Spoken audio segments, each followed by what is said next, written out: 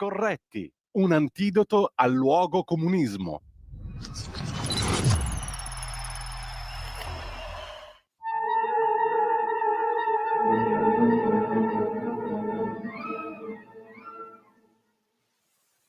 Buongiorno a tutte le ascoltatrici, buongiorno a tutti gli ascoltatori, soprattutto buongiorno a Carlo Cambi che già vedo collegato con noi. Buongiorno Carlo, grazie come sempre per essere qui per un'altra. Carinarca, io sono vestito di rosso, lei non porta la porpora cardinalizia, la cosa mi dispiace.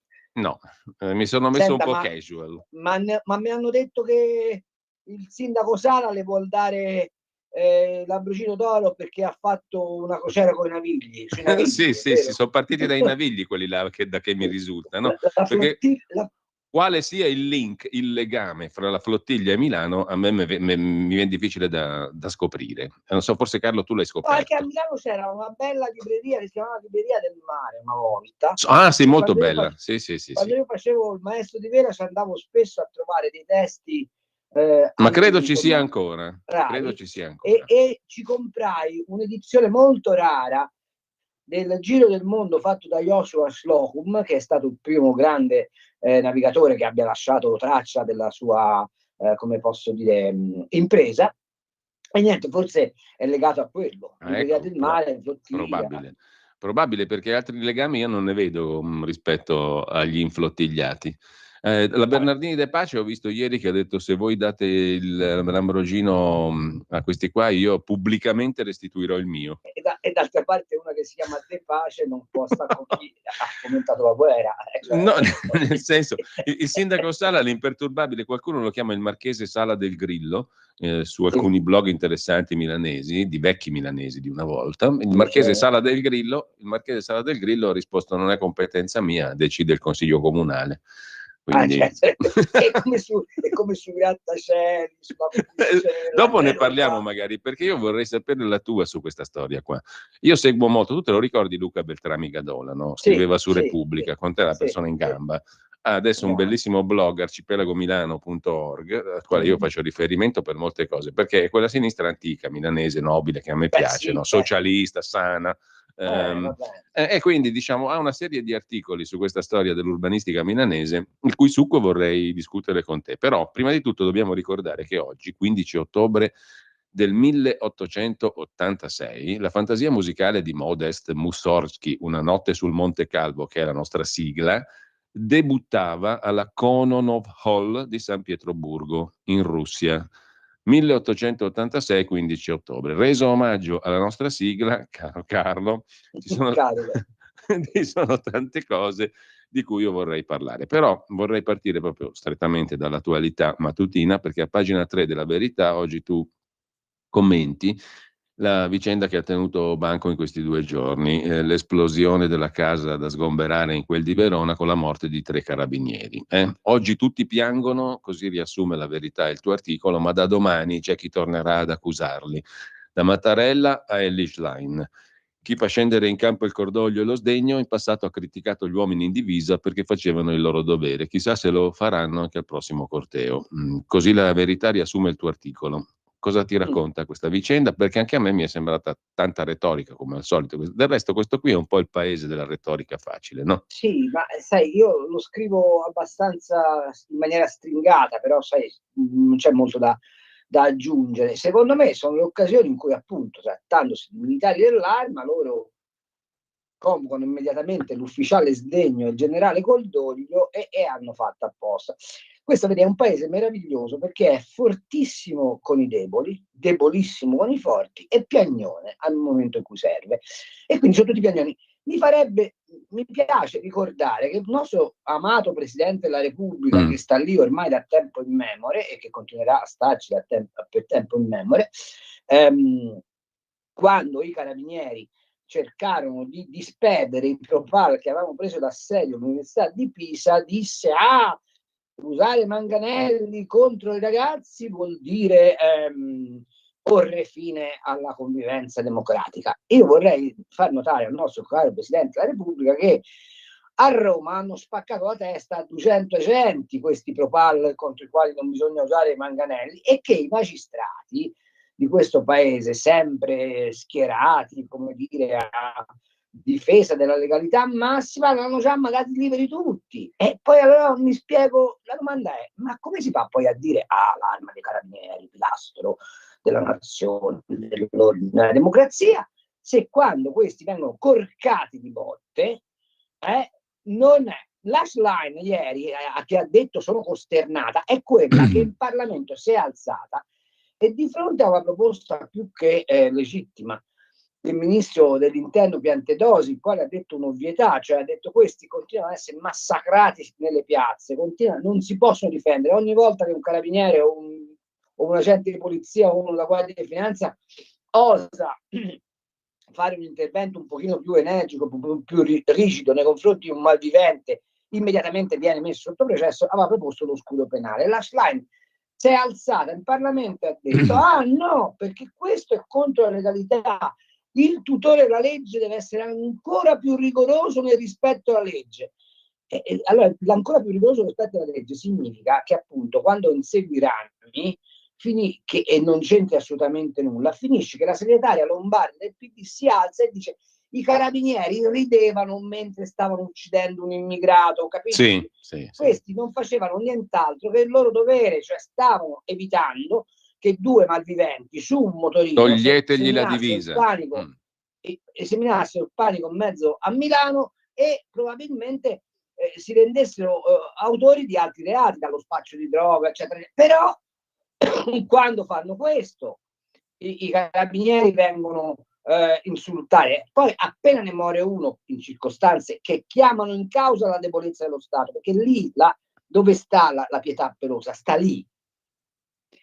Che questi tre signori che si sono fatti saltare per aria erano già stati ampiamente segnalati come pericolosi, che è l'ufficiale giudiziario che più volte ha tentato di mandarli via, di farlo sfratto, perché questi si sono giocati anche l'anima e avevano la casa pignorata, è stato preso a sassate. E allora la domanda è, in questo grande rispetto alla legalità, non è che sono andati lì con le ruspe del comune e hanno detto vabbè, appena andato si spiana, che sarebbe la cosa normale da fare. No, hanno detto no, la legalità, no, il precetto, no, il cavillo, no, e poi vanno tre carabinieri, schiattano in maniera barbara e questi però la mattina dopo, in doppio petto, mentre fanno colazione al Quirinale, mandano un messaggio di generale cordoglio e ufficiale sdegno.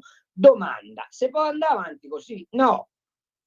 Bisogna fare come fanno in America, e cioè che sei un delinquente o sei supposto delinquente, prima ti corco e dopo se ne parla. Anche perché ce ne sono tante, come tu ricordi, di storie, no? Come quelle che racconta Mario Giordano nelle sue trasmissioni. Appunto, tu citi. voglio dire, cioè, se te guardi fuori dal coro di Mario e ti guardi la rubrica ladri di case, cioè come te posso dire, ti viene il sangue amaro. Però stai attento, io mi ricordo quando studiavo a Pisa e il mio professore, il professor Natoli, ritenuto un luminare della scienza giuridica, ovviamente iscritto al PC e che strizzava l'occhio a Potere Operaio, che allora all'Università di Pisa faceva il bello e il cattivo tempo, cominciò il corso di diritto civile con questa affermazione: premesso che la proprietà privata è un furto, ora ci occupiamo di diritto civile, ok? Il fatto è che in quell'università sono stati formati i magistrati che attualmente sono nei tribunali, perché hanno la mia età, e quei magistrati sono quelli che di fronte al Propal dicono no, ma vabbè, ma questo è dissenso sociale. Che poi il Propal abbia spaccato la testa al poliziotto, abbia rotto le vetrine, abbia incendiato una casa, abbia fatto un casino della miseria, non frega niente a nessuno, perché la presunzione di innocenza vale per il Propal, ma non vale per il poliziotto finché non è steso all'obitorio, capisci? Io di questa situazione mi sono rotto le scatole, ok? Ecco. Ma non tanto del fatto che i poliziotti poveracci ci rimettono la vita, purtroppo fa parte del rischio del loro mestiere, anche se va evitato. Mi sono rotto le scatole di queste lacrime di coccodrillo e di queste posture demagogiche e ipocrite che lo Stato assume. Ecco, ma c'erano anche le nuove draconiane norme, no? In tema di occupazioni abusive e compagnia bella. Ma quando le hai viste applicate tu? Il famoso decreto sicurezza. Così come per la piazza, no? Così come per le manifestazioni. Il famoso decreto sicurezza che è stato presentato dalla sinistra come un rigurgito di fascismo.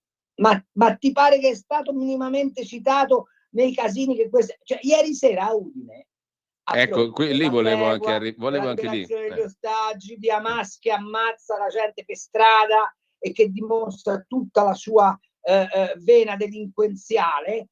A Udine hanno messo a ferro e a fuoco la città. Non ce n'è uno di quelli che in base al decreto sicurezza ma infatti io questo volevo dire, volevo fare riferimento proprio ti voglio dire che ieri un collega del TG3 della redazione credo del Friuli si è preso una randellata, si è permesso di dire in televisione speriamo che l'Italia almeno sul campo sconfigga Israele, almeno sul campo, sì. Almeno sul campo sconfigga Israele, ma siamo impazziti. Però domando, il generale Cordoglio del Quirinale di fronte a un'affermazione di questo genere che fa? Certo. Ma cosa ti dice la serata di Udine di ieri sera, oltre al versante ordine pubblico e inefficacia del decreto sicurezza? Inefficacia, diciamo che io non ho capito una cosa, è inefficace perché? Perché era stato detto no, mai più occupazioni abusive di case, il primo che invade le strade sarà trattato draconianamente, fermamente. Non è successo niente. Perché devi mantenere la pace sociale, perché c'hai paura. Perché? È la stessa storia di Gaza, che noi abbiamo perso la battaglia delle parole. Siccome il decreto di sicurezza è stato tacciato di fascismo, non c'è nessuno che si prende la briga di farlo rispettare, perché altrimenti scatta lo stigma sociale che sei fascista, ok?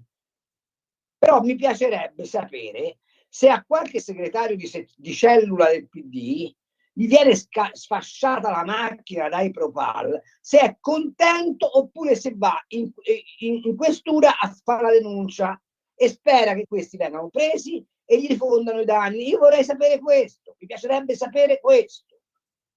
E purtroppo sono vecchio e non ho più voglia di andare a fare il cronista per strada, ma se avevo 20 anni, come quando ho cominciato a fare questo mestiere, stai tranquillo che io sarei andato casa per casa, macchina per macchina, da quelli che gli sono stati devastati dai Propal e gli avrei chiesto: lei è solidale o no col popolo palestinese dopo che gli hanno sfasciato casa e sbracato la macchina? E vedrai che ce ne saremmo divertiti.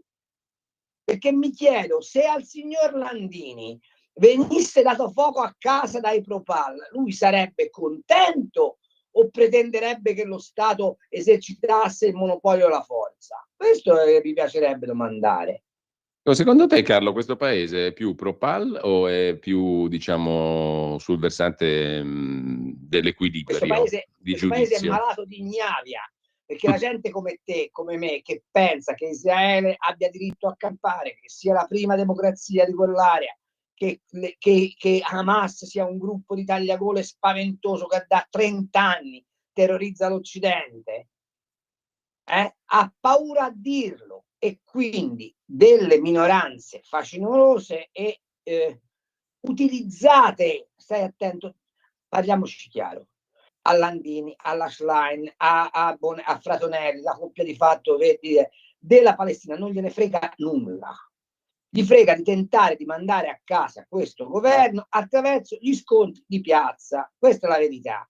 Perché se no io vorrei che oggi partisse una flottiglia che va veramente a Gaza e porta gli aiuti umanitari. C'è qualcuno che sta organizzando di questi dei Propal, di Associazione Verdi e Sinistra, degli eurodeputati, del PD, una colonna umanitaria per andare ora in Palestina?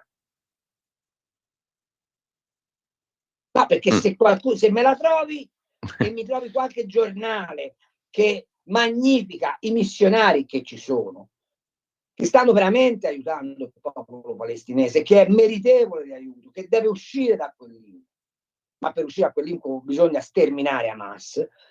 E vorrei che qualcuno mi raccontasse se c'è qualche cronaca che oggi dice cosa stanno facendo i volontari, quelli che non sono politicamente schierati, ma che hanno effettivamente un afflato umanitario. Hai letto una riga di tutto questo? No.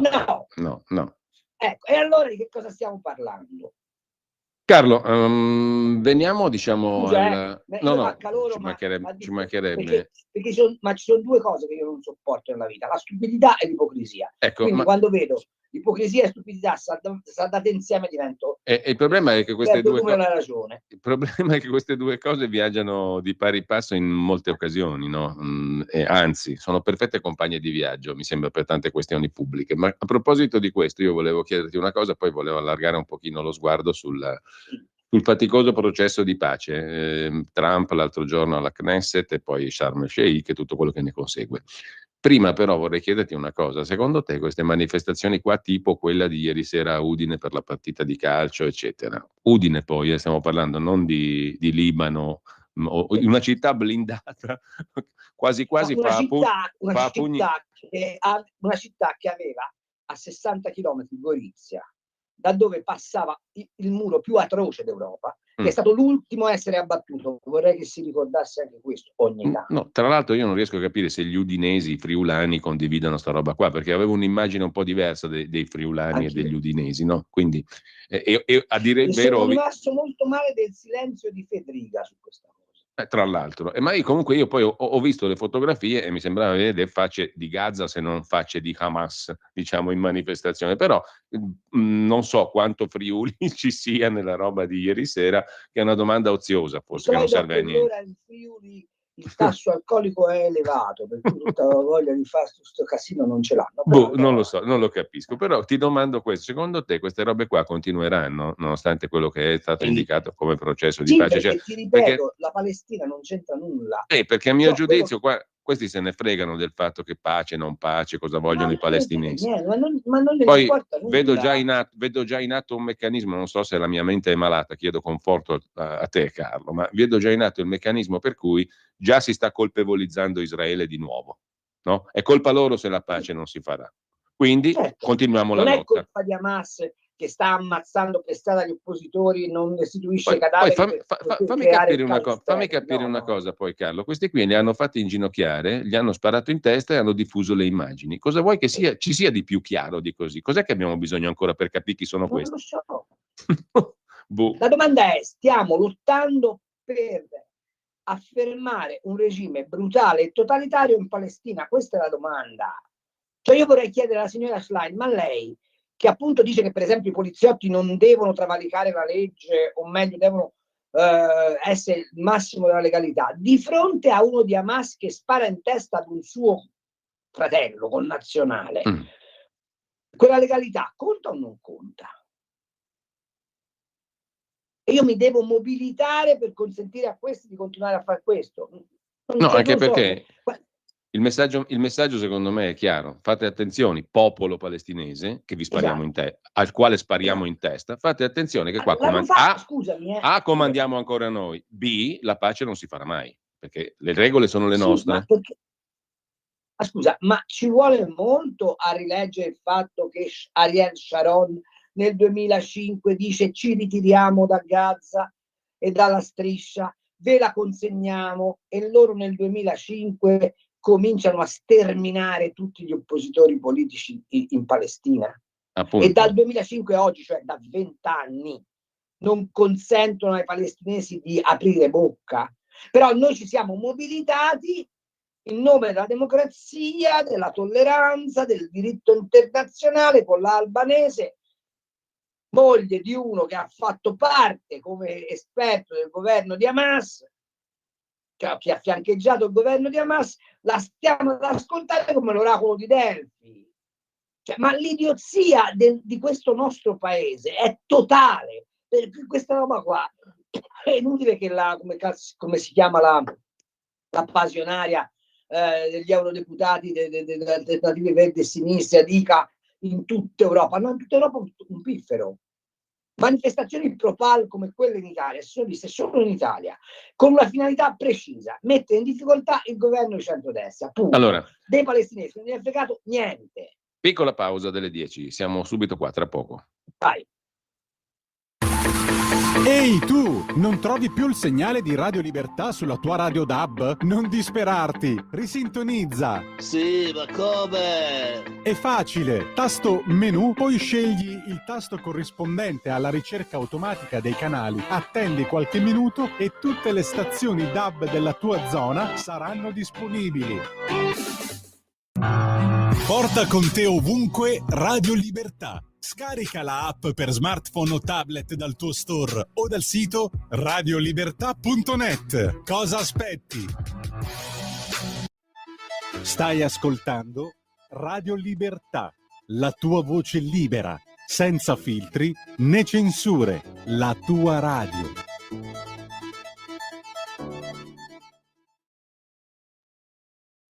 Allora, saluto intanto Maurizio, Dario, Gio da Torino che hanno scritto messaggi. Ci sono 2 audio messaggi in attesa, mandati. Sì. Cardinale, scusa, io mi dica. Perché qui sta facendo freddo, mi va giù la voce. Alle 10:30 alle 10:30 avremo tutti i ragguagli del caso. Non ti preoccupare che arriva il nostro amico Acerbis alle 10:30 precise. Intanto messaggi anche audio al WhatsApp 340 6709 659. Poi dopo le 10:30 apriamo anche le linee, il numero segnatevelo sul taccuino con il lapis 02 92 94 esatto 02 92 94 7222. Carlo, a proposito invece degli accordi di Sharm el Sheikh, del meraviglioso discorso di Trump alla Knesset, perché che se ne dica, a me mi è piaciuto tanto, io non so se sono un malato mentale io, a me mi è piaciuto moltissimo il discorso di Trump alla Knesset, al Parlamento israeliano. Mi è anche molto piaciuto il Mr. Opposition, come lo ha chiamato Trump, il discorso di Lapid, a dire il vero, oltre che Netanyahu, perché mi sembra che un'opposizione così a me mi stimola, mi farebbe piacere avere un'opposizione di quel genere, no? Ma lì c'è un dato in Israele, che prima di tutto siamo israeliani ed ebrei, e poi dopo ci dividiamo. In Italia, prima di tutto siamo italiani e vogliamo il bene comune, non va di moda, capito? No, mi pare di no. Comunque a me è sembrata una bellissima pagina quella scritta al Parlamento. Fare una vignetta con la coppia di fatto Fratonelli con scritto attaccati al Trump. Questa è bella, questa gli diamo l'Ambrogino col tram, il tram milanese se lo meritano. Comunque, secondo te a che cosa preludono e cosa portano questi accordi di Sharm el Sheikh? Allora, anche perché mi sembra che lì c'era un bel po' di gente interessante a firmarli. Io ho già detto. Allora, io di Erdogan non mi fido. Di chi non ti fidi? Erdogan. No, ma per amor di Dio, cioè, ma la cosa bella è che noi abbiamo dato del genocidario a Bibi Netanyahu e poi facciamo firmare la pace, cioè, e poi diamo la tutela e la pace all'unico vero genocidario della storia, cioè capo del governo turco, ma questo che tra l'altro il genocidio antico, il primo, lo rivendica ancora oggi. No, se tu vai in e Turchia, lo prosegue oggi in Armenia. Se tu vai in Turchia oggi e dici voi avete fatto il genocidio degli armeni, ti arrestano. Perché c'è una legge in Turchia che vieta di parlare del genocidio armeno. Fra l'altro la circostanza in forza della quale è stata composta la parola del genocidio, cioè vorrei che fosse chiaro. Esatto, nasce lì. Il genocidio nasce lì, ok? Vabbè, comunque a parte questo. No, di Erdogan non mi fido, sai di chi mi fido? Sì. Della internazionale sciita che ha deciso di fare fuori finalmente, dopo 1500 anni, i sunniti. Quindi, siccome Hamas è la rappresentazione del terrore iraniano vicino all'Occidente, e i qatarioti, che tra l'altro fino a ieri hanno finanziato Hamas, vorrei che fosse chiaro, gli egiziani, gli Emirati Arabi Uniti, l'Arabia, credo anche Pakistan, hanno deciso che hanno rotto le balle e quindi la garanzia su questa, chiamiamola pace, o comunque su questo saldare i conti con Hamas è data dai paesi arabi. I veri garanti dell'accordo sono loro, sono gli emiri, ok? Ma d'altra parte era evidente che fosse così. Perché? Perché la follia green che ha preso l'Occidente stava mettendo in crisi quelle monarchie, che fra l'altro non sono proprio come dire, a me piacerebbe ogni tanto, no? Che ci fossero degli sbuffi di sincerità, che uno andasse, scrivesse sui giornali quello che tu, se vai a Doha per esempio o vai a Dubai, percepisci con mano, e cioè che il panarabismo serve a questi ricchi per utilizzare come schiavi gli altri musulmani del mondo. Sto parlando dei pakistani, degli afghani, di una parte degli indiani, eccetera, eccetera, come manodopera a basso costo. Ma siccome si fa in nome di Allah, va tutto bene. Detto questo, appunto, questa aristocrazia di censo e anche di sangue araba ha deciso che la pace è meglio della guerra, perché loro fanno più soldi con la pace piuttosto che con la guerra. Se tu oggi vai a Dubai, c'è una concentrazione di Lamborghini guidati da questi con il lenzuolo in testa, che è superiore alle biciclette che trovi alla fermata della metro Lorenteggio, ok? Quindi questi hanno capito che più si sta in pace, più si tromba, più si mangia, più si guadagna, e quindi la garanzia sta lì, ok? Tu ti devi fare, come è capitato a me, ti devi far ricevere da uno degli emiri e devi vedere come tu occidentale, se hai per esempio una moglie con la borsa di Hermès e te hai una camicia di Gucci, vieni osservato, diventi immediatamente oggetto di desiderio. Ma non perché ti vogliono sessualmente concepire, ma perché hanno capito che quell'agio è la dimensione migliore, altro che le 50 vergini che ti toccano dopo che hai fatto 7 per aria un infedele. E quindi in base a quello, secondo me, questa pace dura, ma perché sono gli arabi che hanno deciso. Quindi Trump è l'uomo giusto, no? Per inserirsi in questo flusso. Ma anche Berlusconi ci sarebbe stato al bar. Ma infatti ti dico la verità, a me ricordava molto anche Berlusconi quando parlava Trump alla Knesset, no? Per molti versi. Perché allora, lo spirito del deal. Se l'Italia, invece di essere un paese in mano ai vetero-comunisti, fosse stato un paese realmente occidentale, quando Berlusconi chiama Putin a pratica di mare, avrebbe fatto il tifo per quella soluzione, e oggi noi avremmo il gas a costo zero, saremmo probabilmente protagonisti dello sviluppo dell'Europa, avremmo risolto i problemi del debito pubblico, perché tanto se a Putin gli dicevi cacciami 1 migliaio di miliardi in rubli non faceva una piega, pur di partecipare alla spartizione della gloria del mondo. Con la guerra non si è mai risolto nessun problema. Ecco, Carlo, alla luce di questo, che fine fanno quelli di Hamas?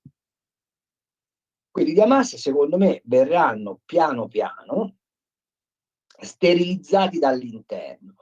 Cioè c'è una prassi abbastanza comune, ma basta che uno si legga Sun Tzu, il grande teorico della guerra cinese, quello vissuto nel VI secolo avanti Cristo, per capire che ci sono delle guerre che si vincono senza fare la guerra, e cioè corrompendo il nemico. Hamas verrà piano piano corrotto dal suo interno. Ovviamente per farlo però bisogna che si attivino gli arabi, perché tu occidentale non ce la farai mai, per loro un occidentale è un nemico religiosamente determinato. Però se ci lavorano gli arabi a questa soluzione, secondo me ci si arriva. Bene, abbiamo poi comincerai a vedere che qualche paese arabo comincerà a condannarli a morte. Capirai che cambia il vento quando qualche capo di Hamas verrà appeso al pennone più alto a Doha piuttosto che a Abu Dhabi, piuttosto che a Dhaka, capito? Ecco, quindi diciamo la sorte di questi qui è segnata in qualche modo, secondo te? Secondo me sì. Ma meno male. Guarda, e questo rende ancora più ridicole le nostre manifestazioni qua che avremo guarda in la piazza. fatica che fanno oggi i jihadisti ad organizzarsi in Libano, e il Libano è pure una situazione molto grave. Te guarda i cascami di Fatah che sono rimasti in Siria, che fatica fanno ad emergere, nonostante che ci sia in Libia che sia in Libano che in Siria un governo, chiamiamolo governo, un regime favorevole a loro, ma hanno capito che quelli sono elementi di destabilizzazione per gli stessi governanti di quei paesi.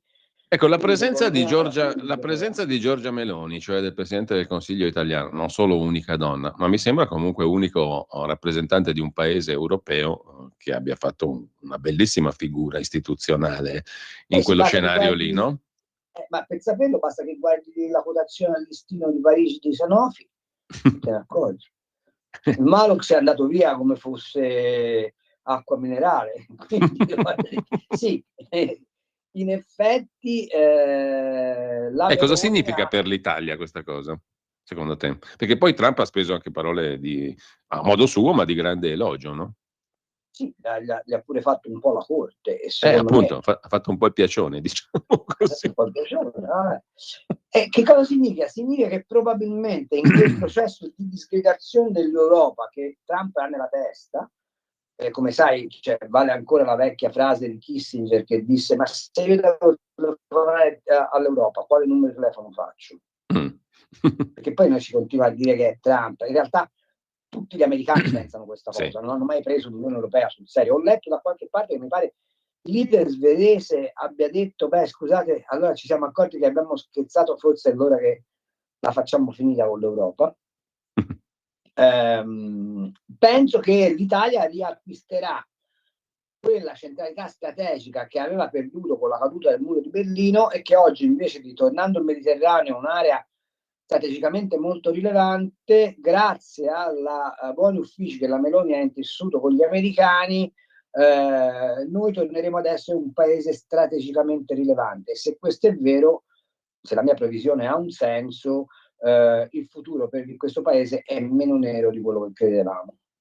E credo che la Meloni abbia lavorato in quel senso lì. Anche l'enfasi sul piano Mattei, che detto fra me, Sì. che è più una sigla che una cosa fatta, serve però ad accreditare l'Italia in quella sua centralità. Ti faccio notare che grazie ai governi tecnici, prima ancora al governo D'Alema, l'Italia, sconfitta in Libia, è stata espulsa dalle politiche del Mediterraneo, perché era una delle mire che avevano i francesi, quella di farci fuori dalle politiche del Mediterraneo. Adesso, con queste crisi ricorrenti, l'Italia, per la postura che ha assunto, quindi di fermezza nei confronti dell'Ucraina, ma di tolleranza nei confronti del trumpismo, ma di dialogo con le parti più moderate del mondo arabo, peraltro seguendo quella linea di politica estera inaugurata da Andreotti e proseguita da De Michelis negli anni in cui io e te eravamo fanciulli, secondo me restituisce all'Italia un ruolo strategico. E il tener buona la Meloni da parte degli americani ha questo significato. Se ci fosse al governo una forza come quella della Schlein, cioè che è tutta barricadiera, che è tutta estremizzata, ed ecco perché i riformisti del PD cominciano a rompere le scatole alla Schlein, perché si rendono conto che a livello internazionale quella postura che la Schlein sta facendo ha fatto assumere al PD li squalifica. Mentre se ci fosse una continuità laburista, te guarda Starmer, ok? Che in patria fa il duro e puro, tasse sui ricchi, ma a livello internazionale è peggio dei conservatori. Ecco, secondo me la postura che la Meloni ha dato ti posso dire, all'Italia è una postura che garantisce eventualmente un ruolo dell'Italia nel Mediterraneo, e se questo ruolo viene, come dire, consolidato, per questo paese c'è una buona prospettiva. La vedo così io. Carlo, allora tra poco mandiamo anche i messaggi, poi apriamo le linee telefoniche, i messaggi audio che sono arrivati, quelli scritti li ho già citati velocissimamente, li salutiamo chi ci ha seguito, chi ha scritto, però prima volevo toccare un altro tasto, perché la prima pagina della Verità di oggi, con l'articolo del direttore Belpietro, riprende un numero interessante, o meglio, una serie di dati forniti l'altro giorno dall'Istat, no? Le statistiche sulla povertà in Italia. La sintesi è che il tasso di povertà nelle famiglie di immigrati sale parecchio, in maniera preoccupante. In maniera preoccupante, cala leggermente nei nuclei italiani, ma non è questo che ci consola. E il problema mi sembra che Belpietro lo abbia centrato abbastanza bene. Con i migranti importiamo povertà e soprattutto, invece di pagarci in futuro le pensioni, questi saranno coloro che avranno bisogno di assistenza sociale. È una bella trappola questa qui per il nostro, chiamiamolo, Ma se ne sono accorti welfare. anche, se ne sono accorti anche i tedeschi, che pure con la signora Merkel gli immigrati se li sono capati a uno. Cioè, non so se ti ricordi che la politica di immigrazione della Germania è quella di scegliersi i migranti con alto titolo di studio. Ti ricorderai la vicenda dei siriani, loro hanno preso soltanto ingegneri dalla Siria, però alla fine si sono accorti che il sistema di welfare non regge l'ingresso di persone in attesa di occupazione, perché di questo stiamo parlando, no? No, poi c'è un aspetto che può essere spiacevole, Carlo, io lo introduco subito, ma lo introduco con buone intenzioni, diciamo, e col rispetto di tutte le persone, però ho visto, ma l'hai visto anche tu nella tua città, no? Tu vivi a Macerata, è una città più piccola, io vivo a Milano, ma ho visto mutare il tessuto sociale in una direzione negativa. Questa città qua si sta impoverendo, si sta terzomondializzando e sta diventando quello che Belpietro sintetizza nel suo ragionamento, una città di poveri, di persone sempre più povere, che coincidono in larga parte con gli stranieri che abbiamo portato qua. Uno deve porsi anche un problema pratico di vivibilità, di sostenibilità, di progresso, perché i numeri poi dettano la legge, no? Tu non solo importi povertà, importi anche valori e costumi che non hanno niente a che fare con i nostri. E questo è un dato di fatto abbastanza basilare, rispettando tutti, per carità. Io non sto parlando in maniera razzista, sto dicendo soltanto che tu devi tener conto del tessuto sociale nel quale vivi e degli sviluppi che vuoi avere in una città, in una convivenza civile. Allora, il paradigma di come si fa l'immigrazione ce l'hanno spiegato gli americani con Ellis Island, ok? Non è che dobbiamo andare a scomodare chissà quali verità, ma è storico che è così. Cioè, tu importi un immigrato perché hai bisogno di forza lavoro? Sì. Intanto bisogna stabilire se veramente hai bisogno di forza lavoro e se stai facendo delle politiche economiche espansive per cui devi produrre di più e hai bisogno di gente che produca. Punto 1. Punto 2. Li fai arrivare, sì, gli fai imparare l'italiano, gli dici, caro col signore, questa è la legge in Italia e questo è come ti devi comportare.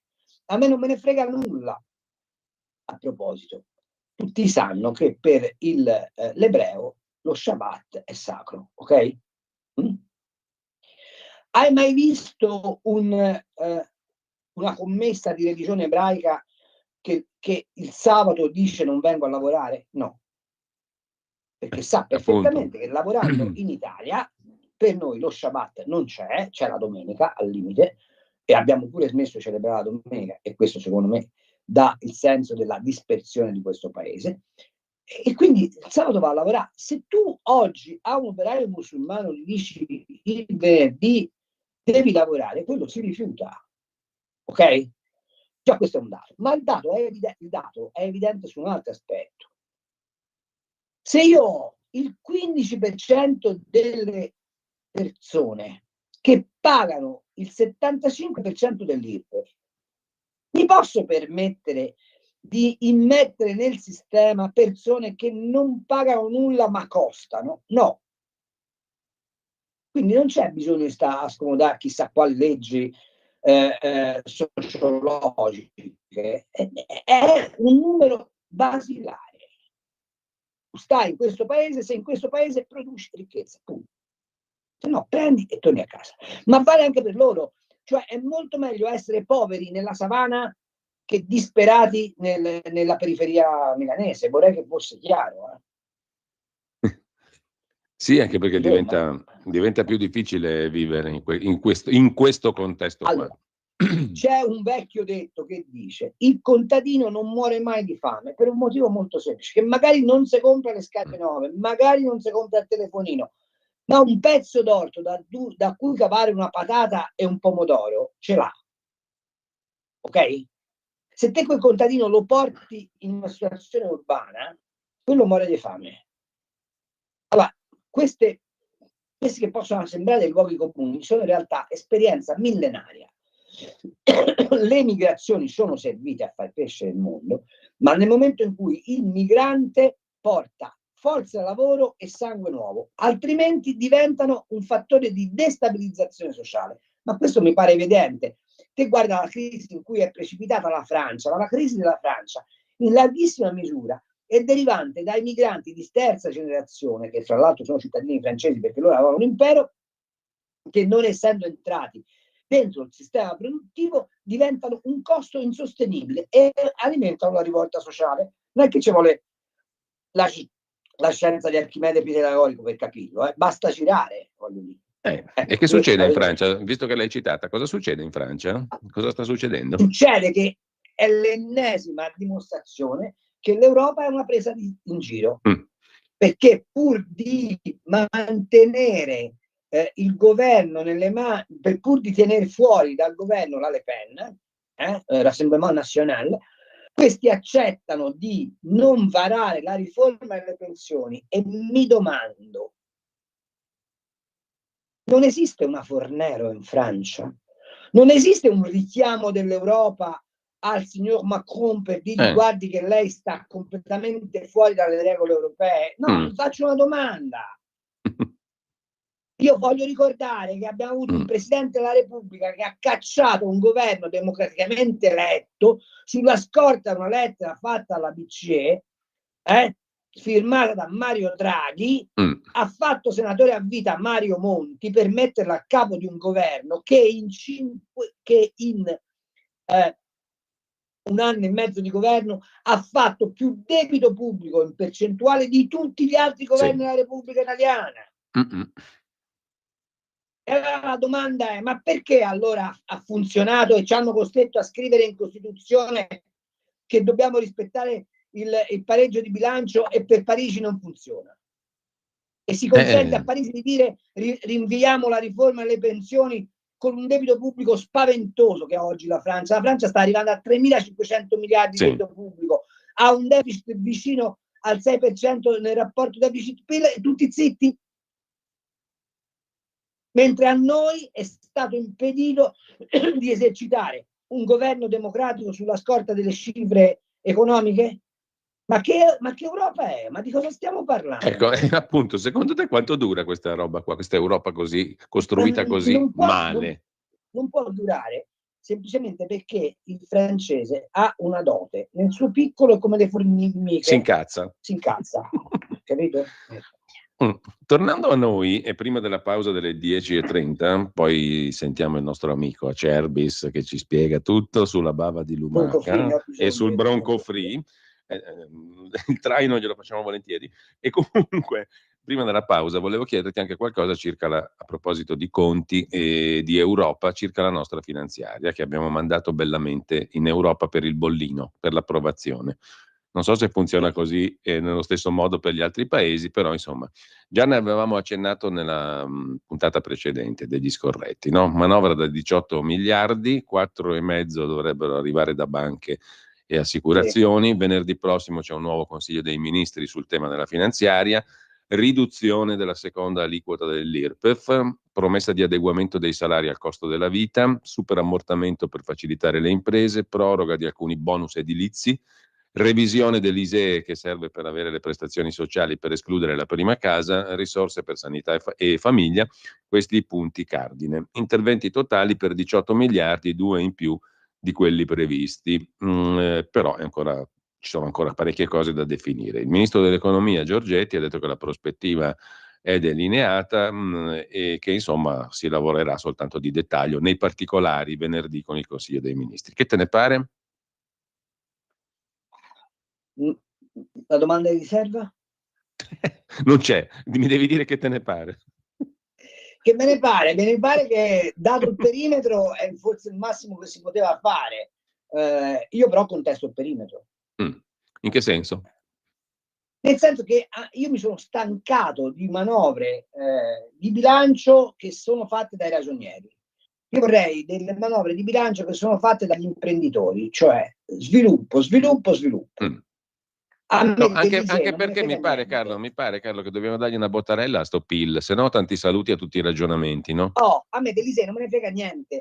Io non posso continuare a pensare che si risolve il problema con i tamponi. Il problema si risolve in un modo solo, aumentando la ricchezza disponibile, cioè, e dicendo agli italiani va aumentata la produttività, vi dovete fare un po' più di culo al lavoro, e bisogna incrementare le occasioni di produzione di ricchezza. Questo è il punto.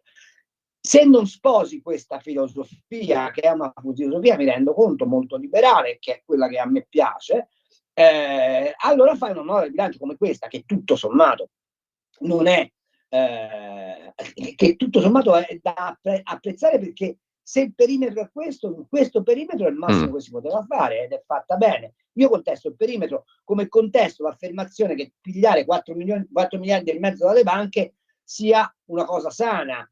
E tu alle banche non devi levare i soldi per poter incrementare l'ISEE, devi dire alle banche: tu devi concedere il credito a tassi più bassi per sviluppare il volume economico del paese, anche perché quei 4 miliardi e mezzo sono in larga misura frutto delle commissioni bancarie che ogni cittadino paga, per cui continuiamo a raccontarci la favola del mago che gli interventi di finanza pubblica sono gratuiti. No, gli interventi di finanza pubblica sono ricchezza sottratta ai cittadini che vengono destinati ad alcune finalità. Queste finalità sono finalità positive, quelle individuate da Giorgetti, ma a me non piace il ragionamento che sta alla base di questo modo di gestire la finanza pubblica. Chiaro. Intanto abbiamo ancora un paio di minuti. Vorrei che fosse chiaro, però ce ne avessimo avuti di Giorgetti negli ultimi 30 anni, probabilmente non saremmo qui con 3.000 miliardi di debito. No, però il problema però è proprio quello lì. Tu ti senti anche come cittadino, come elettore, diciamo, no, di centrodestra, del governo in carica e via dicendo, dici, insomma, ti senti limitato, no?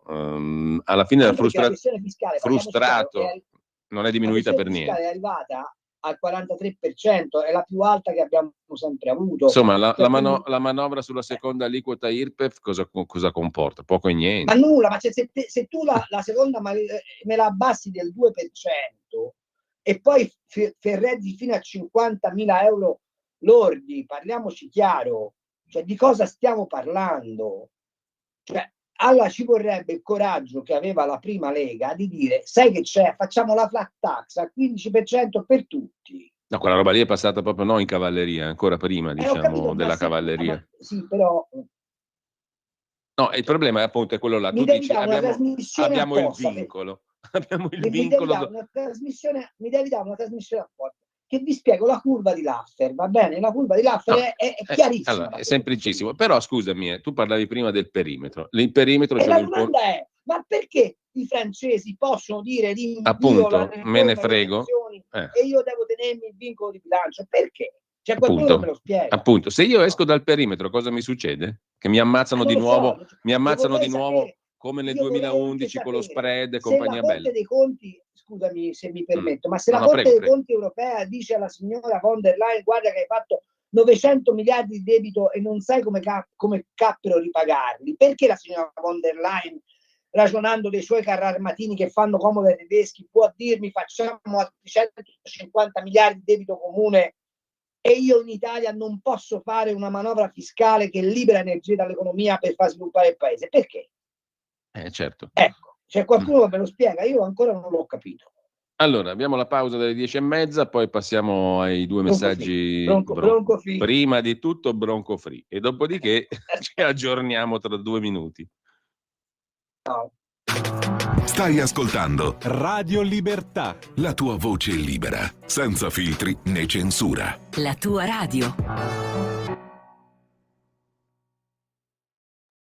Lo amiamo perché ci offre sempre le cose più buone e naturali. Linea Alberto Acerbis. Ma buongiorno a tutti gli amici di Radio Libertà, eccolo qua, mamma mia, io vi vedo con gli occhi al cielo, mamma mia, le che amore, qua ancora Alberto Acerbis, abbiate pazienza,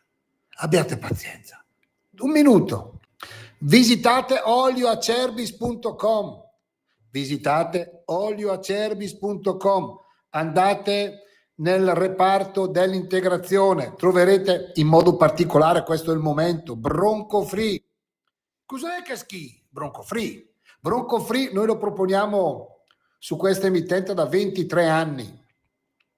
Matteo si ricorda. Perché è importante Bronco Free? Perché in maniera naturale e non chimica calma tosse grassa, tosse secca, fluidifica il catarro in eccesso per facilitare l'espettorazione. Che parlo difficile. per facilitare l'espettorazione. La presenza del timo, altea, papavero, marrubio e verbena, che sono calmanti, coadiuvanti anche della tosse, cioè la calmano. Quindi la bava di lumaca fluidifica il catarro. Timo, verbena, papavero, marrubio calmano la tosse. Alla mattina vi svegliate, pantofolina, zec zec, 2 bei colpi di tosse e vi liberate. È importante. Guardate che non contiene né glutine, né saccarosio, lattosio, OGM coloranti. Possono prendere anche i piccini. Chiaramente però non è una cosa industriale, quindi velocemente, se volete prenotarlo, 59 euro, 3 flaconi, 3. Olioacerbis.com, sezione integrazione, oppure se volete farlo stamattina, chiamate, per informazioni c'è Miriam, 030 68 40 408. Ma andate a visitare il sito, non perdiamoci di vista. Dite come ci è conosciuto Radio Padania, un regalo per voi. Radio Libertà, ho sbagliato, sarò nostalgico. Vabbè, olioacerbis.com, vi voglio bene. Stai ascoltando Radio Libertà, la tua voce libera, senza filtri né censure, la tua radio. Io devo capire se Miriam è la figlia che l'abbiamo fatta studiare apposta, come diceva l'altra volta. Comunque Acerbi è un mito, ragazzi. No, ma mi tira su di morale. Comprate Broncofree, comprate l'olio, comprate la bava di lumaca. Lunga vita ad Acerbis, ragazzi. A me mi tira su di morale, mi fa un bene incredibile. Invece mi tira giù di morale un ascoltatore che ha scritto una roba. Adesso io lo invito a intervenire, perché quello che ha scritto io non lo voglio leggere, ma non per censura, perché o per timore di chissà che cosa, è perché mi fa schifo. Però se vuole telefonare in diretta lo sentiamo, no? È l'ascoltatore che parla di life changing injuries, così almeno si riconosce facilmente. Peraltro abbiamo 2 audiomessaggi da mandare. Prima però ti giro un po' di messaggi che sono arrivati e nel contempo apriamo anche le linee per chi vuole intervenire. Il numero è quello che conoscete, 02 92 94 7222, per gli audiomessaggi o i messaggi via WhatsApp 340 6709 659. A proposito dei messaggi via WhatsApp, te ne giro subito qualcuno tra quelli che sono arrivati. Ho sempre pensato che la sinistra sia il partito del disordine e della distruzione della società per sottomettere il paese, come diceva anche Mao col libretto rosso. Sono arrivati a metà del loro obiettivo, se non ci si mette freno ci riusciranno. Mi sembra che però governi il centrodestra o la destra. Comunque, in ogni caso, Luciano da Torri, paese di Castagni e Funghi, provincia di Pistoia, ci chiede cosa ne pensiamo del lodo Moro. Mi sembra una porcata, mi piacerebbe conoscere il vostro parere, che è una roba un po' antica. L'inizio, un altro messaggio. Non è quello che ha garantito a questo paese di non diventare una piattaforma del terrorismo, vabbè, per tanti anni. Comunque, l'inizio ufficiale della fine dell'Europa è stato il salvataggio della Salis, scrive un altro ascoltatore. Ferdinando, saremo anche strategici, ma le spese militari le paghiamo a caro prezzo, nonostante ospitiamo le tante basi americane. Soliti affari all'italiana. Mandi, Alessandro dal Friul, i francesi hanno la bomba atomica, poche magari, ma bastano. Bravo Cambi, scrive un altro ascoltatore, IRPEF 2 punti a 50.000, è una barzelletta, manca coraggio e visione. Berlusconi predicava flat al 30% per tutti, però per essere onesti anche Berlusconi prometteva tante cose che poi non ha realizzato, no Carlo? Se dobbiamo essere onesti fino in fondo. Europeo, cioè, bisogna fare... Lui è stato buttato giù, appunto, è stato buttato giù in maniera oscena, ha dovuto fare anche buon viso a cattivo gioco. A me mi è sembrata una scena mafiosa quella lì, no? Assolutamente sì. Col campanellino là da cogliere Mario Monti invece di dirla chiara agli italiani. Ma poi Berlusconi disse anche una cosa in quell'occasione, no? Disse anche: io non posso raccontarvela tutta la verità. Fu così onesto da dirla quella roba lì, ma disonesto da non farla, da non raccontarcela. Però continuiamo a dire che Draghi è il profeta della nuova economia. Allora, Draghi è anche quello che appunto ricordava con toni un po' particolari a chi, cos'era, Biagio Agnes, come funziona la vita, no? Mettiti da parte perché tieni famiglia, ricordatelo, terribile.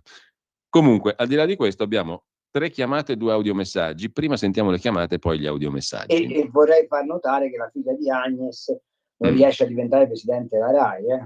Tra l'altro, quindi diciamo a proposito di... ho usato un aggettivo che non ripeto più, se no andiamo a finire male. Comunque, 3 telefonate, pronto? Pronto, buongiorno Cardinal Canarca, buongiorno. Buongiorno, Cambi. buongiorno. Allora, lo Buongiorno dico alla carissimo Certi, Francesco. stamattina pantofolina, Zec, Zec e il Giorgetti praticamente applica tutto quello che ha detto il Cambi, che sarebbero le cose migliori da fare per risolvere questi problemi qua all'Italia, perché la Un Francia colpo di appunto tosse. con un bel colpo di tosse, 3 colpi di tosse e via, no? Ti liberi di queste cose qua e possiamo farci la nostra manovra economica, dare i soldi alle famiglie, sistemare la sanità, i trasporti e tutto quello, sforando i vari patti di stabilità, cose che purtroppo esistono solo in Italia, ma mi sembra di vedere che da altre parti se ne fregano bellamente. Mi sa che questa è l'unica soluzione. Vi saluto da Rona e sempre Alegher. Ciao Giulio. Come diceva il grande poeta degli Otessa. Abbiamo un'altra chiamata, pronto? Ciao, sono Marco da Mantova. Buongiorno Marco. Il buon Cambi, che io adoro, ma a me piacciono le donne, ma io lo adoro lo stesso, si chiedeva come mai in Francia non esiste una Fornero. Ci domandiamo il perché Germania e Francia non ricevono nemmeno una letterina da Bruxelles?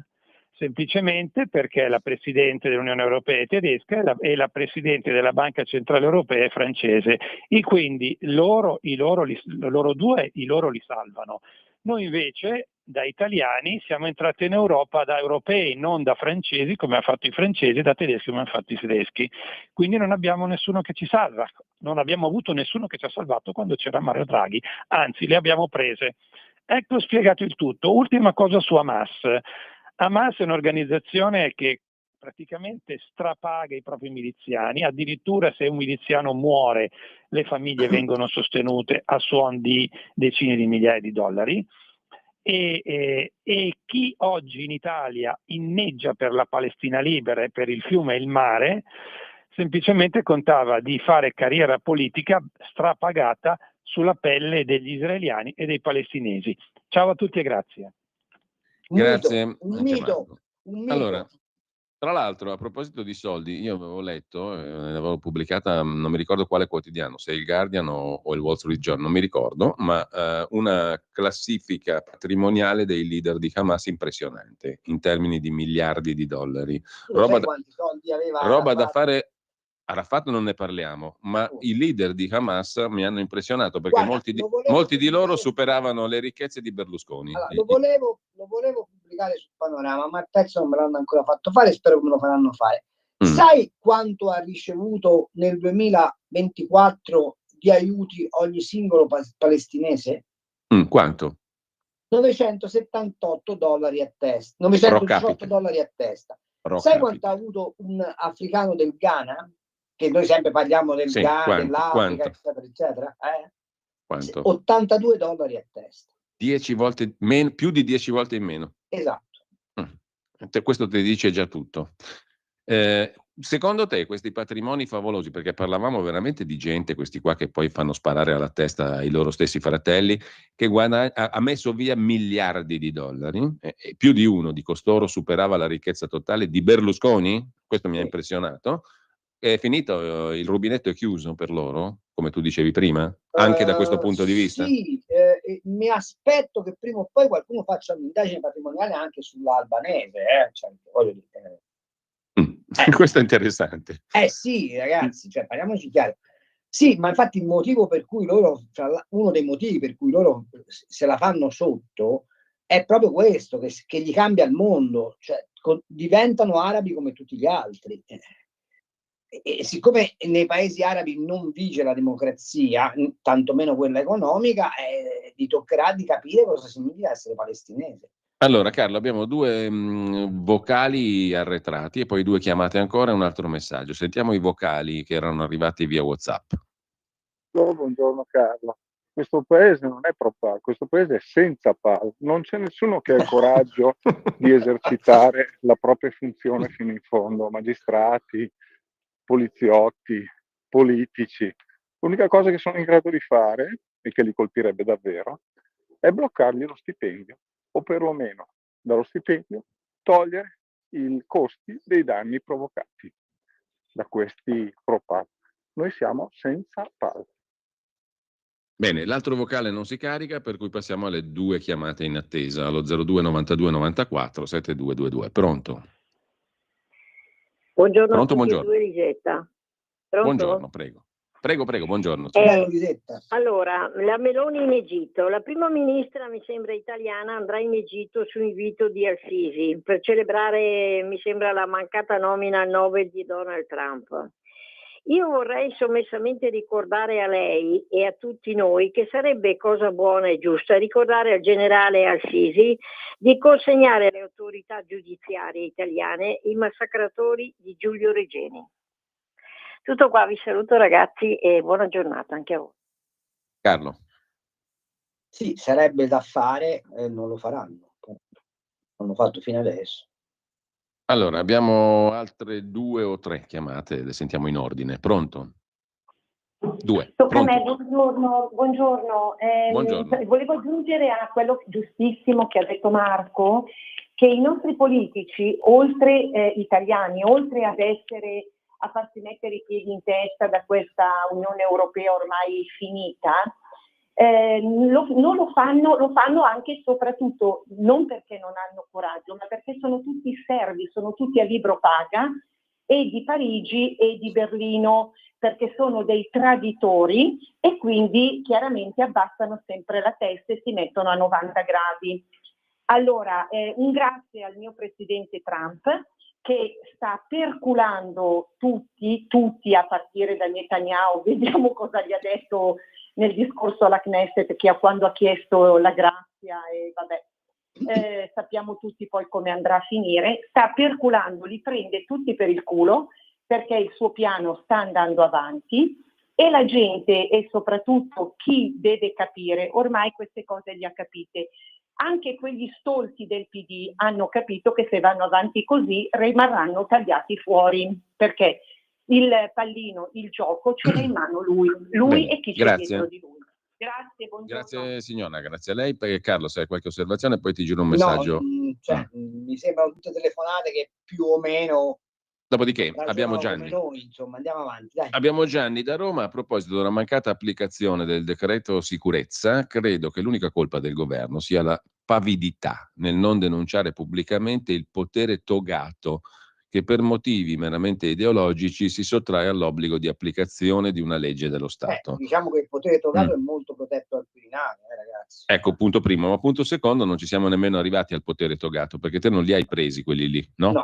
Li hai lasciati fare. Quindi altre colpe il governo non ha, secondo Gianni. Del resto si sa che nel bel paese il governo propone, il Parlamento promulga, il potere togato decide. Però Carlo, questa cosa qui del potere togato a me mi fa venire un'altra osservazione, perché io non so, te lo domando perché ho cercato in rete ma non sono venuto a capo di questa questione perché non ho dedicato troppo tempo. Ho fatto una ricerca solo superficiale, la farò meglio, però se tu ne sei a conoscenza, in quale altro paese, diciamo civile, non africano o giù di lì, si è detto con rispetto, per istituzionalmente parlando, dico paese civile occidentale, diciamo paese abituato all'articolazione democratica dei poteri. Ecco, alla tripartizione basica dei poteri classica, in quale paese il capo dello Stato è anche il capo della magistratura, dell'organo di autogoverno della magistratura. In nessuno, neppure in quelli che hanno una tradizione monarchica. Ecco, allora io ci ravvedo in questo appunto un retaggio dello Statuto Albertino, no? Che è inutile che ci trasciniamo dietro, tutto sommato. E poi dipende anche da quali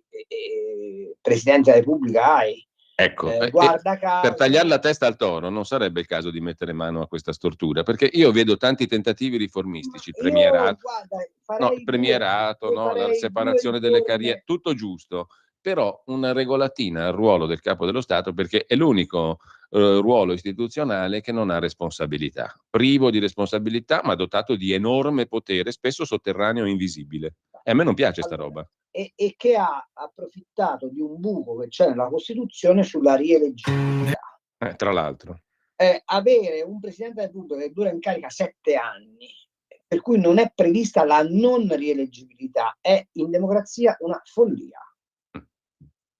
E i 7 anni erano motivati dal fatto che quel Presidente della Repubblica doveva durare di più dei 5 anni delle Camere, perché così si dava questo senso di sua collocazione super partes. Va benissimo, possiamo tenere i 7 anni. Io preferisco di gran lunga le democrazie che hanno delle cariche molto più corte, che magari prevedono la rieleggibilità, ma non diciamo automatica, non in continuità. Ma se tu hai un Presidente della Repubblica che dura 7 anni, devi prevedere assolutamente la non rieleggibilità. Altra cosa che va, perché lo dico, perché vedrai che questo problema si porrà nel 29, quando Giorgia Meloni potrebbe avere i numeri e l'età per diventare Presidente della Repubblica, solo che se diventa Presidente della Repubblica a 52 anni, può stare Presidente della Repubblica per 30 anni. Può fare il ventennio, anzi il trentennio. Ecco. Allora, vedrai che improvvisamente diventerà attuale il tema della non rieleggibilità.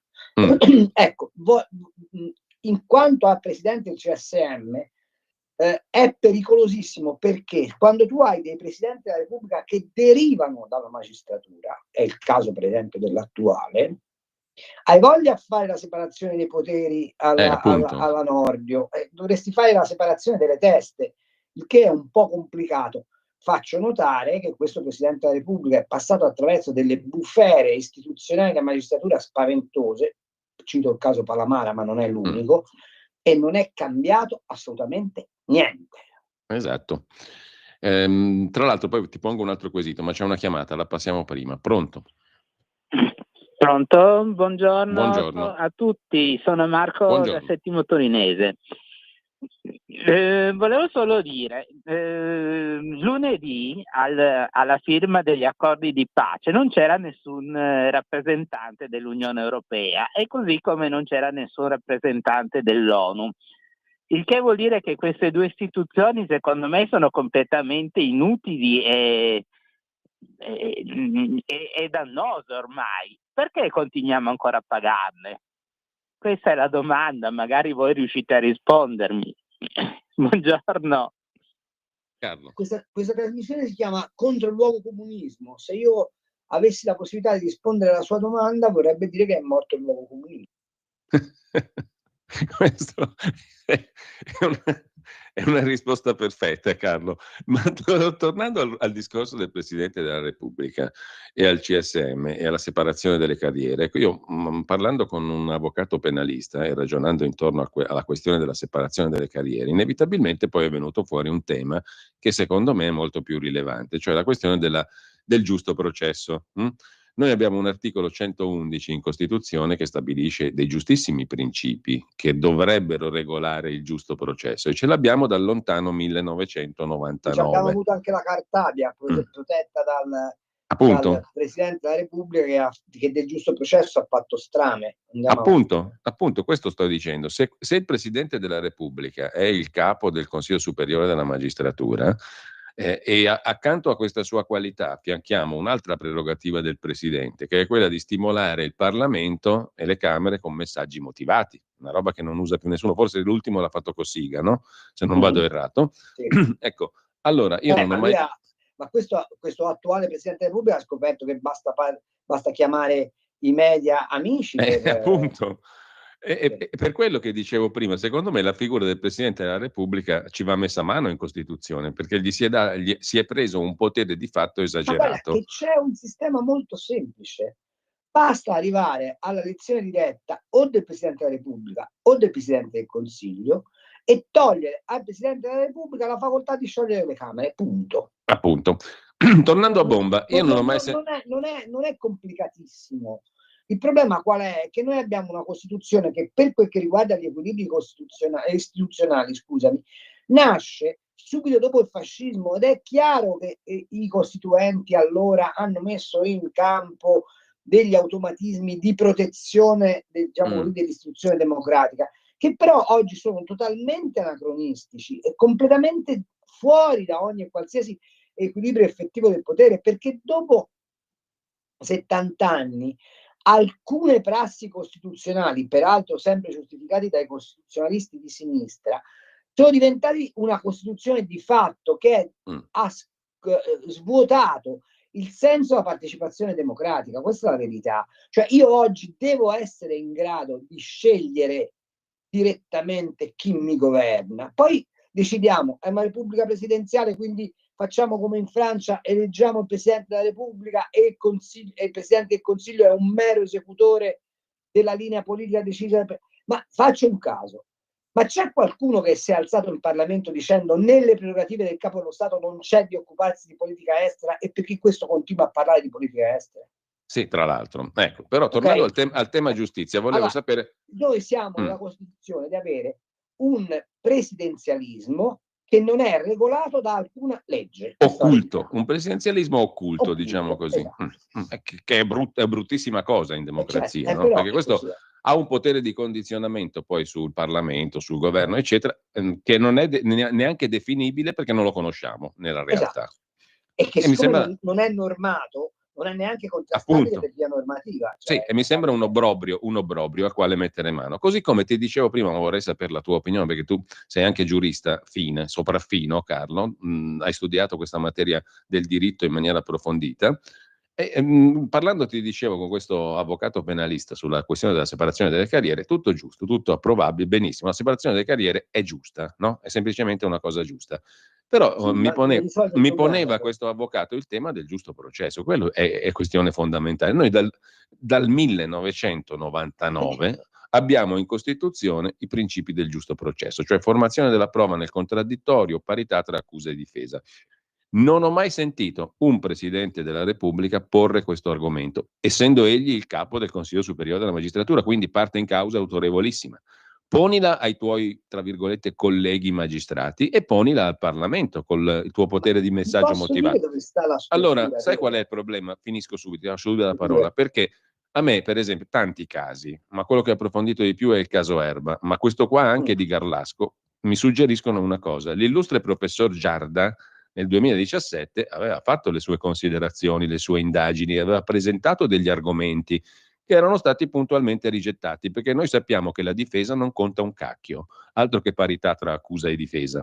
Gli stessi avvocati di Erba hanno presentato una valanga di fatti da esaminare, ma siccome non conta niente la difesa rispetto all'accusa e rispetto al giudice, che non è affatto terzo, di questi fatti sono stati bellamente ignorati. Tutto ciò si ripete per una pluralità infinita di casi. Allora, se vogliamo mettere mano alla riforma della giustizia, vogliamo assicurare questo giusto processo prima ancora o insieme alla separazione delle carriere? Facciamo anche la separazione delle carriere, ma prima, da 26 anni, c'è questo buco, non abbiamo assicurato il giusto processo. Come possiamo fare una riforma della giustizia se il processo non è giusto? Allora, ci sono due cose da osservare. Noi abbiamo prodotto in sede penale un ircocervo inesistente in nessun altro ordinamento. Cioè noi abbiamo preso il processo accusatorio, lo abbiamo sovrammesso al processo inquisitorio senza però abbandonare l'idea del processo inquisitorio. Per cui il giusto processo è sostanzialmente una mera espressione formale, ma non puoi farlo nella sostanza. Perché ti dirò di più, so che è un'aberrazione, ma io da ex studente di giurisprudenza e in particolare di diritto penale, mi sentirei oggi molto più garantito se avessi di nuovo il giudice istruttore. Perché GIP e GUP, ma soprattutto GIP, sono talmente dipendenti dalle procure che è rarissimo il caso in cui prove portate dalle procure non vengano giudicate sufficienti. Sì, vedi il primo grado di Stasi, no? Che fu assolto dal GIP. Il primo grado di Stasi. Ma vedi anche nel caso di Stasi la velocità con cui è stata decisa l'archiviazione di Sempio. La vera separazione va fatta fra PM e GIP, che dovrebbero veramente non parlarsi mai, perché il GIP di fatto è il censore degli atti dell'accusa. Siccome l'accusa ha inevitabilmente una disparità di trattamento rispetto alla difesa derivante dal fatto che dispone una polizia giudiziaria, cosa che non ha ovviamente la difesa, anche se il giusto processo prevederebbe che il pubblico ministero si dà a carico anche di raccogliere le prove a vantaggio certo. Teoria pura. Teoria pura. siccome per sanare quella disparità tu dovresti avere un giudice delle indagini preliminari e al limite anche un GUP, un giudice dell'udienza preliminare, che è totalmente separato dal PM, anzi diventa una controparte del PM. La vera separazione delle carriere sta lì, perché nel giudicante, cioè diciamo nell'assise, il pericolo di commistione fra PM e tribunale è francamente molto basso. E questa separazione delle carriere così concepita finisce per essere la foglia di fico dietro la quale nascondi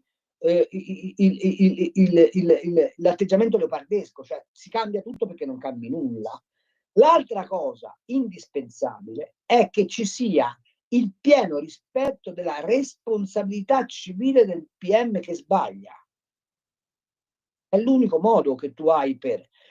Ma io dico che bisognerebbe arrivare, visto che fai il processo accusatorio, al sistema americano per cui il rappresentante della pubblica accusa non è un magistrato, ma è un avvocato eletto dal popolo che dice: ti riconosco l'autorità di poter esercitare l'accusa, ma se sbagli te la revoco. Cioè l'unica vera riforma che può assicurare il vero processo è, e quindi dare parità ad accusa e difesa, è togliere l'accusa dall'ordine forense, dall'ordine giudiziario, e ricollocarla nell'ordine forense. È l'unico modo, non ce n'è un altro. Carlo, abbiamo, se non sbaglio, È chiaro il discorso? chiarissimo, chiarissimo. Poi questo meriterebbe, diciamo, un approfondimento. Faremo magari una puntata degli scorretti su questi temi qua, perché Ma ovviamente non lo farai mai, perché finché c'è il Presidente della Repubblica come questo, è ovvio. altri, non te lo faranno proprio toccare questo argomento. Ma ripeto, se tu hai accettato l'idea che esiste il processo accusatorio, cioè non hai più giudice istruttore, ma hai stabilito che le parti sono uguali, bisogna che le parti siano anche formalmente uguali. Appunto, io però devo dire la verità, su questo mi sarei aspettato un Nordio più combattivo, perché va bene la Ma secondo me separazione. Nordio ha scelto la strada dei piccoli passi, sapendo che se avesse fatto qualcos'altro non sarebbe passato neanche con questa. Vabbè, vedremo i piccoli passi. Come diceva la mia bisnonna, la marchesa Lamberti Frughieri, Lancelotti, piuttosto che niente, le mie piuttosto. Va bene, intanto abbiamo l'ultima telefonata in attesa, la sentiamo subito. Pronto? Pronto? Sono Gianni da Genova, ciao Giulio, Caro un saluto Gianni. a Carlo. Ho la fortuna Ciao, di Gianni. ascoltare ancora persone di grande buonsenso e grande verità, diciamo, limpida, come Carlo e anche Giulio. Per quanto riguarda la riforma del presidenzialismo, che era nei programmi del cosiddetto centrodestra, non se n'è fatto un ben amato cacchio, e poi si parla appunto del popolo, la sovranità che appartiene al popolo, che sono tutte belinate. Basta vedere quello che è successo giustamente a Rose e a Olindo, e anche quello che successe a Beniamino Zunchedu, che fortunatamente poi lui, dopo tantissimi anni, più di 30 anni, è uscito fuori di galera. E per quanto riguarda la questione della pace tra Israele e la Palestina, che non esiste perché la Palestina l'avevano inventata i romani, lì il famoso Costituzione di Hamas, che fine farà, come hai detto giustamente bene te ieri Giulio, che hai letto tutti gli articoli allucinanti di quei delinquenti di Hamas, che fine faranno? Perché adesso tutto tara luce e vino, c'è Tony Blair che se la ride lì, eccetera, ma è una Grazie, cosa Gianni. molto complessa, non la vedo di buon occhio. Siamo un paese poi che non ha fatto una manifestazione a favore di Israele, del popolo israeliano. Grazie Gianni, siamo proprio in chiusura. Un saluto al nostro amico Gianni da Genova. Gianni, ti abbraccio e condivido, altro non devo aggiungere. Senti Che Carlo, il cardinale proprio in sta suonando coda. la campanella del missa. Proprio in coda, però ci sono due fatti che anche la Verità mette in rilievo oggi in prima pagina, che mi sembrano interessanti, proprio a livello di tweet, però, perché siamo alle 11 e abbiamo esaurito il tempo. I due fatti sono uno comico, l'altro tragico. Il fatto comico ha a che fare col ministro della salute, ovvero Schillaci, il quale ha nominato il Parisi sbagliato. Questa è bella. Paris, c'est tout no, è Paris, c'est tout Paris.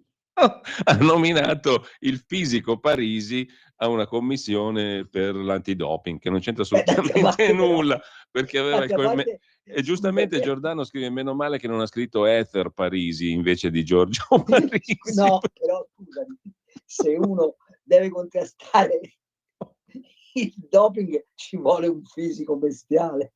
Ah, questo è vero, non l'avevo pensata. Mentre l'altra è una notizia che riguarda il Tribunale di Asti, che ha disposto un indennizzo a una donna colpita da mielite dopo l'anti-Covid. Danni da vaccino. Questa questione dei danni da vaccino, secondo te la affronteremo concretamente un giorno o mai? No, perché se si dovesse riparare a tutti i danni dal vaccino, altro che patto di stabilità. Bene, allora male, anzi Però attento, un paese serio chiamerebbe Conte, Speranza, tutto il CTS a rifondere oggettivamente, per responsabilità oggettiva, quei danni. Perché questi sono drammi veri. No, ho capito, ma se tu hai sbagliato, non è che paga lo Stato, devi pagare te. Sì, appunto. È quello che vale per i magistrati. Cioè, la responsabilità oggettiva in questo paese bisognerebbe cominciare a farla funzionare veramente. E anche questo. Tante pratiche, tante cose che non funzionano, che vanno avanti a rilento, smetterebbero. Domando, ma quell'ufficiale giudiziario dei tre dei tre bombaroli non li ha sfrattati e che invece hanno pagato con la vita i carabinieri, quell'ufficiale giudiziario lì pagherà? Risponderà in sua incapacità, sì o no? Questa è la domanda. Allora no, come nel caso di cui sopra per i Però tre se ministri e compagnia bella. Ci querelano, noi in tribunale andiamo e cacciamo di tasca. E vorrei capire perché. Ecco. Carlo, ci dobbiamo salutare. 11.02, grazie come sempre. Buona mattina a te e a tutti. Grazie. Il Signore l'abbia in gloria. Ciao. Avete ascoltato Gli Scorretti, un antidoto